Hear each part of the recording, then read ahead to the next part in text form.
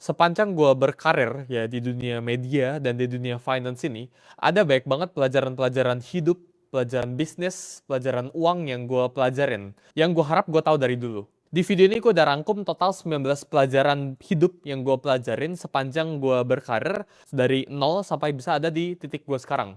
19 pelajaran hidup yang gue pelajarin di umur ke-19.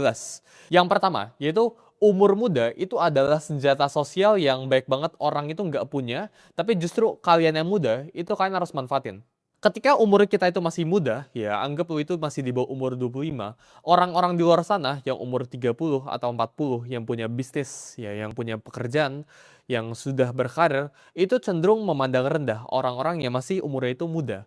Jadi ini merupakan sebuah advantage, ini merupakan sebuah keunggulan yang kalian itu sebenarnya bisa manfaatkan. Ini merupakan kita ngomong bahasa kasarnya asimetrics yang lu itu harus eksploitasikan.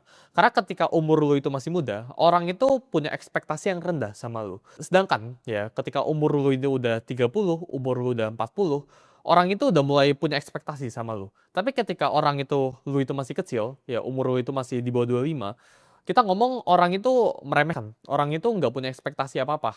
Dan window ini akan segera tertutup ketika lu udah di atas umur 25.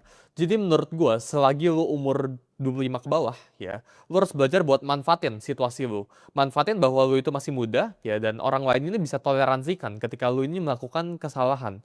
Ketika lu salah di umur yang cenderung tanda kutip tua, gitu ya, di atas 25 tahun, maka orang ini udah nggak bisa toleransiin kesalahan lu. Tapi ketika orang ini masih umur 25, orang ini masih bisa cincai, masih bisa cuek gitu. Jadi jangan appear too strong, jangan pengen terlihat kuat, jangan pengen show off, jangan pengen pamerin diri kalian, tapi justru manfaatin umur kalian yang masih muda ya ke orang-orang yang ada di luar sana. Ekspektasi rendah itu bakalan masukin lu ke ruangan-ruangan yang lu susah masuk. Tapi sedangkan ya kita ngomong anak umur 19 anggap punya skill trading 10 contoh ya, 10% skillnya gitu. Sedangkan ya ada orang umur 30 punya skill trading 20%, dua kali lipat di atas umur anak 19. Tapi anak umur 19 ini bakalan jauh mendapatkan lebih banyak akses dibandingkan orang yang umur 30 ini. Kenapa? Karena faktor umur. Orang itu suka ekspektasinya itu rendah ya ketika orang itu umurnya itu masih muda.